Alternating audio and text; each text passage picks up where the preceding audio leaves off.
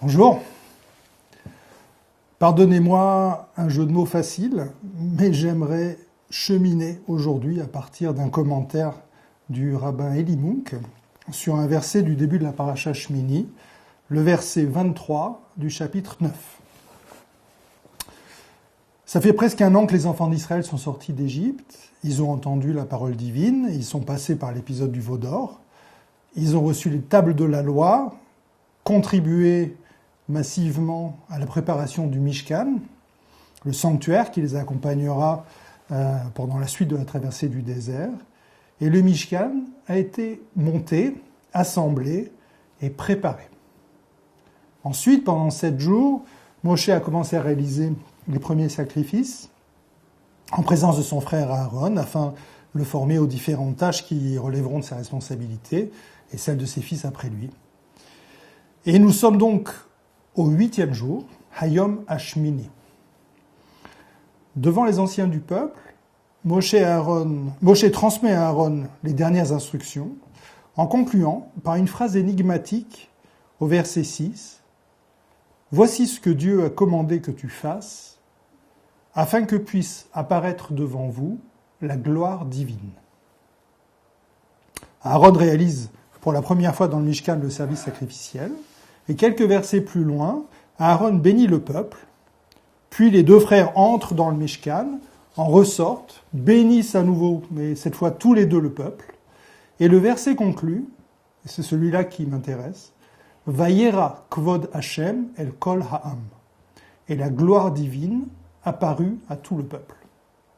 C'est la question de cette apparition de la gloire divine que j'aimerais étudier aujourd'hui. Un bon nombre de commentateurs se contentent de relier cette apparition de la gloire divine à l'événement relaté juste après, au verset suivant, un feu divin qui consume les sacrifices et qui provoque une émotion intense dans le peuple. Cependant, j'ai du mal à comprendre qu'il ne s'agisse que de ça, si je puis dire. En effet, pourquoi la Torah mentionnerait un concept aussi puissant que la gloire divine, si ce n'est parce qu'il a une valeur en soi ? Le feu du vin, sinon il se serait suffi à lui-même. Alors j'aimerais tenter d'effleurer aujourd'hui ce concept de gloire divine que les traducteurs et les exégèses associent au concept de présence divine, la fameuse Shrina, parce que c'est un concept qui revient fréquemment dans la vie juive, mais qui semble presque encore plus complexe et inaccessible que la notion de Dieu lui-même. Alors, puisque la gloire divine et la Shrina font partie de notre univers, de notre vie, tentons d'aller à leur rencontre. Nous allons essayer de comprendre ce que nos sages disent de la gloire divine et comment ils l'associent à la Shrina. Si la Shrina est une présence divine, qu'est-ce que ça signifie ? Quel problème cela pose ? Et comment on peut, ou pas, concilier dans une religion monothéiste ce qui semble être un oxymore. Si nous y arrivons, nous tenterons de comprendre quel est son rôle et en quoi il est important pour nous que Dieu nous offre ce qui semble être un cadeau inestimable. Je suis évidemment bien incapable de traiter ces sujets dans toute la profondeur qu'ils mériteraient, c'est pour ça que je ne cherche ici qu'à explorer, effleurer, ouvrir quelques portes, afin de mettre un peu de matière, de sens derrière ce concept qui peut paraître à première vue inaccessible. C'est donc un commentaire du Rav Eli Munk, dans son livre Kol HaTorah, la voix de la Torah, qui m'a intrigué. À propos de ce segment de verset qui traduit lui-même par « la gloire du Seigneur apparue », il évoque différents commentateurs pour approcher cette vision de celle qui fut accordée à Abraham dans la paracha Vayera. Il nous explique que dans les deux cas, dans les deux apparitions de la gloire, ces deux apparitions de la gloire divine, il s'agit d'une apparition qui ne s'accompagne d'aucune communication. Habituellement, écrit le Rav Munk, lorsque Dieu se manifeste à un prophète ou à une assemblée, c'est toujours pour transmettre un message.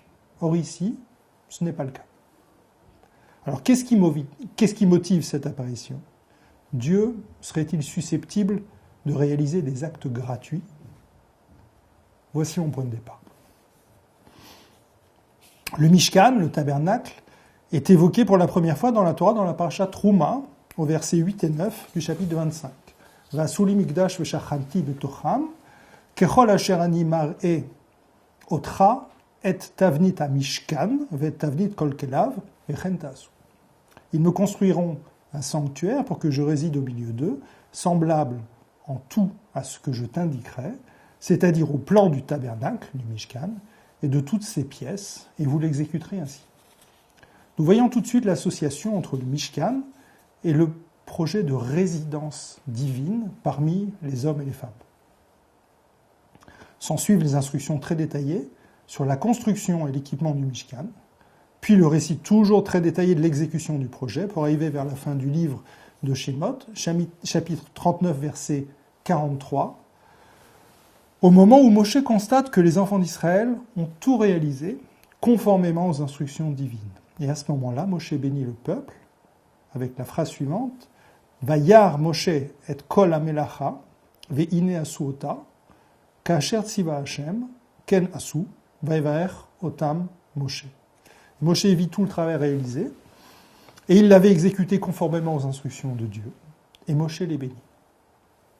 Moshe bénit le peuple et la Torah ne précise pas quelle est la teneur de cette bénédiction. Comme pour attirer notre attention dessus peut-être. Le Kli Yakar s'appuie sur le commentaire de Rashi pour nous expliquer très clairement ce dont il s'agit. Vayevarer otam Moshe, ma bracha bachem, yehi ratzon, shetishre shchina b'maaseh yedechem. Moshe les bénit, de quelle bénédiction s'agit-il? Que ce soit sa volonté, la volonté divine donc, que la Shrina réside dans l'œuvre de vos mains. À nouveau, notre Mishkan se trouve associé à la Shrina. Nous comprenons maintenant mieux pourquoi les traducteurs et commentateurs de notre verset associent la gloire divine et la Shrina, puisque cette gloire divine apparaît à plusieurs reprises dans ou au-dessus du Mishkan, ce qui est également le cas de la Shrina.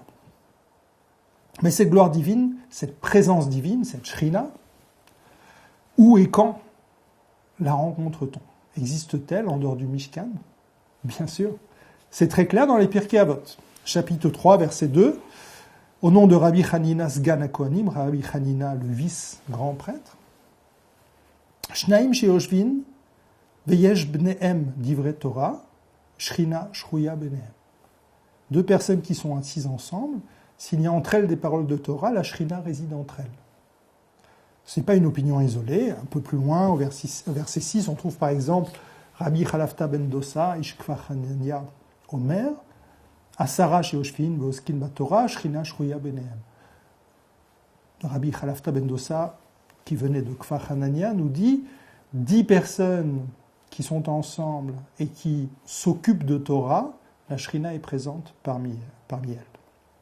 Et ensuite, c'est aussi le cas pour 5 personnes, pour 2 personnes, et même pour une seule personne qui étudierait la Torah. Il y a d'autres cas où la Shrina réside parmi nous. Comme l'explique Rabbi Akiva dans la Gemara Sota, par exemple, page 17a. Daresh Rabbi Akiva, Ish ve'isha zachu, Shrina benehem. Quand un homme et une femme sont méritants, nous dit Rabbi Akiva, c'est-à-dire quand l'harmonie existe au sein du couple, la Shrina réside au milieu d'eux. On trouve enfin un autre cas intéressant, celui des personnes malades dans la Gemara Shabbat, page 12b, Ve'amar Rabbi Yochanan, Kol ha'shoel tzrachav bilshon arami, en malachei hasharet nizkakin lo, she'en malachei hasharet makirin bilshon arami. Shone chole, dit Shrina imo. De même, Rabbi Yochanan nous dit, quiconque prie en araméen pour la satisfaction de ses besoins, les anges du service ne lui prêtent pas attention, car ils ne connaissent pas la langue araméenne, mais seulement la langue sacrée, l'hébreu exclusivement.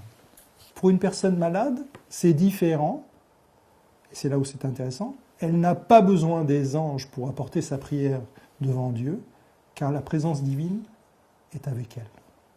Il y a donc un certain nombre de cas où la Shrina peut résider parmi les hommes et les femmes, plus précisément sur eux ou entre eux, et nous avons vu qu'elle avait également résidé sur et dans le Mishkan. Remarquons que dans le Mishkan, elle résidait entre les chérubins, et qu'on la retrouvera également dans le temple de Salomon, à la même place. Et bien sûr, il est dit que la Shrina accompagne le peuple d'Israël en exil. Au fait, maintenant que nous savons qu'elle existe dans notre monde, ou en tout cas qu'elle peut se manifester dans certains cas, quelle forme a-t-elle? Quelle forme prend-elle? Nos sages traitent évidemment la question et sont évidemment et heureusement pas toujours d'accord entre eux. Nous avons vu que dans le Mishkan, la Shrina apparaît sous la forme d'une nuée, mais la plupart du temps, son apparence n'est pas précisée.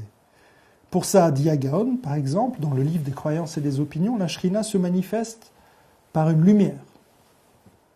Maïmonide reprend cette idée dans le Guide des Perplexes et reste aussi sur cette lumière en ajoutant que cette lumière, en fait, elle sert de guide, justement.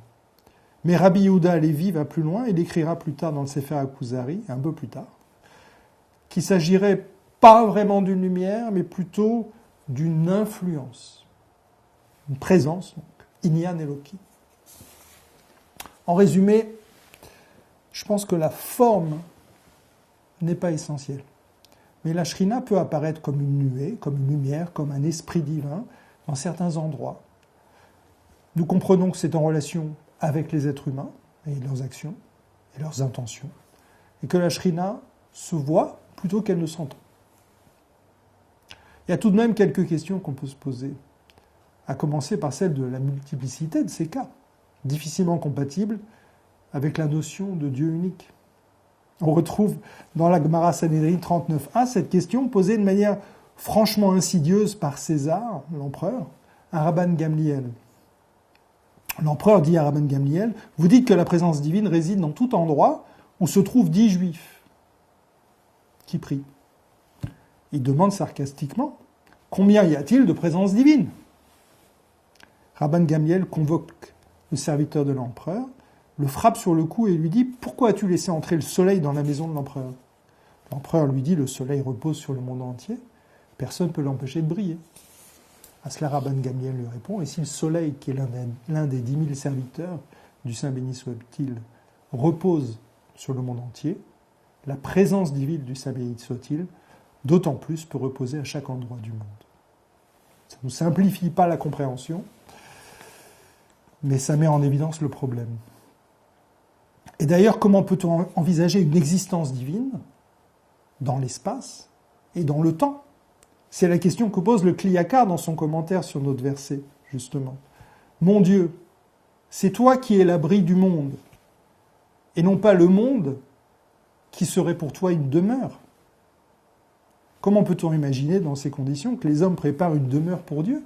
Puisque le Mishkan, ça a pu être compris comme étant une demeure pour Dieu.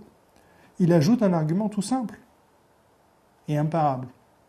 Avant que le monde ne fût créé, Dieu existait déjà dans l'éternité. Donc si l'Éternel avait dû établir sa présence en un lieu, il aurait dû le faire avant de créer le monde. C'est donc bien Dieu qui est le lieu du monde, et non pas le monde qui pourrait abriter Dieu. Commençons à comprendre ce qu'est la Shrina. Quelle forme elle peut prendre.